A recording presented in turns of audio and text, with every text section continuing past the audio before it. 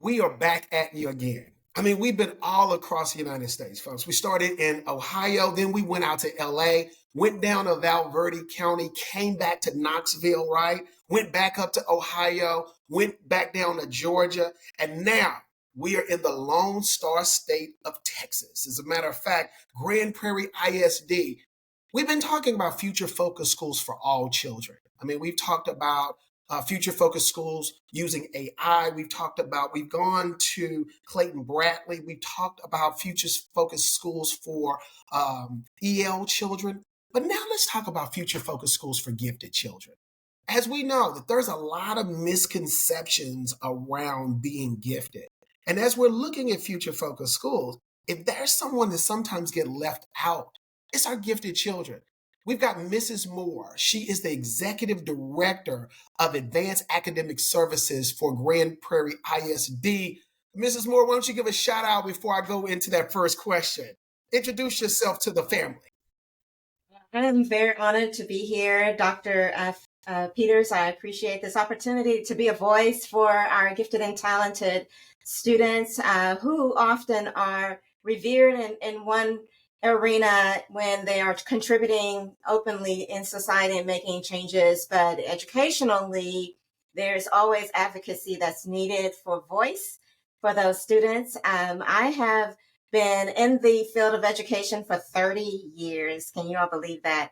And I have taught across Texas, including our alma mater, which is Lubbock, Texas Tech, and University. Texas. That's it, Rickham, right? Rickham, right? Definitely.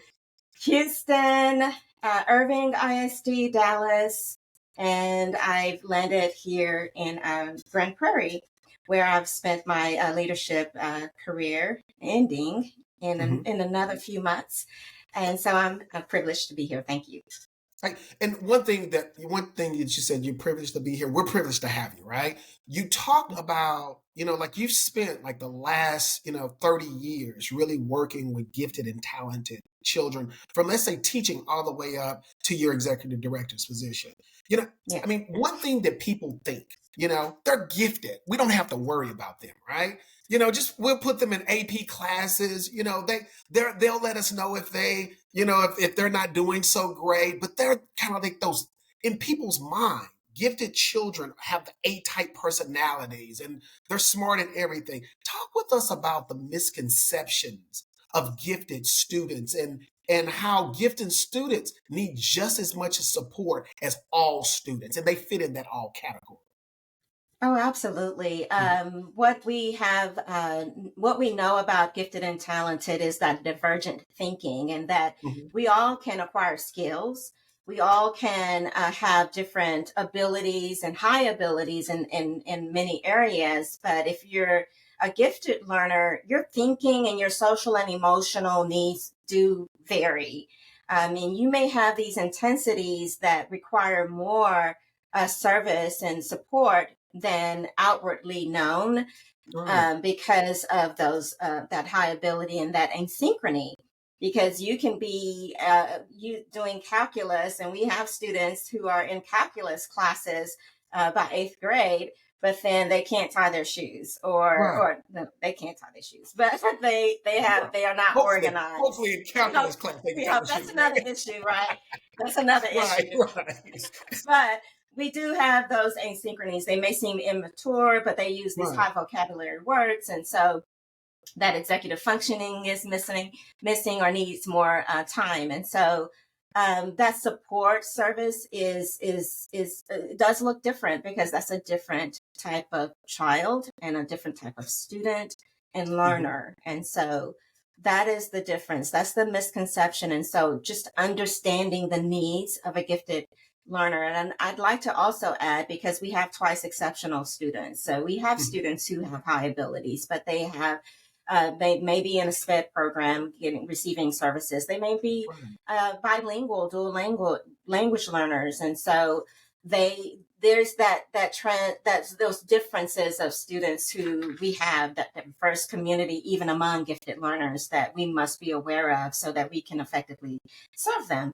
And so advocacy, awareness, and just looking at a person and saying, you are a child, a person who needs help, and I'm here to serve and help you. And that's what we want. Definitely. I mean, just based on what you said, Mrs. Moore, it's almost like sometimes our gifted population can be invisible in our campus, right? The words that came to me as you were saying is like, what about me? Right? I Yes. mean, gifted students, man, they've got, like you said, they've got executive functioning. Sometimes gifted students might feel awkward, social pieces. They've got normal maturation and development processes and challenges like everyone else. But a lot of times in our systems, we are looking all is not gifted in our minds, right? So, Yes. folks, just like we actually create strategies for all of our students, we've got to make sure that we create those strategies for gifted students. In June, we're going to be talking about what do those strategies truly look like, folks. At the bottom, there's a link.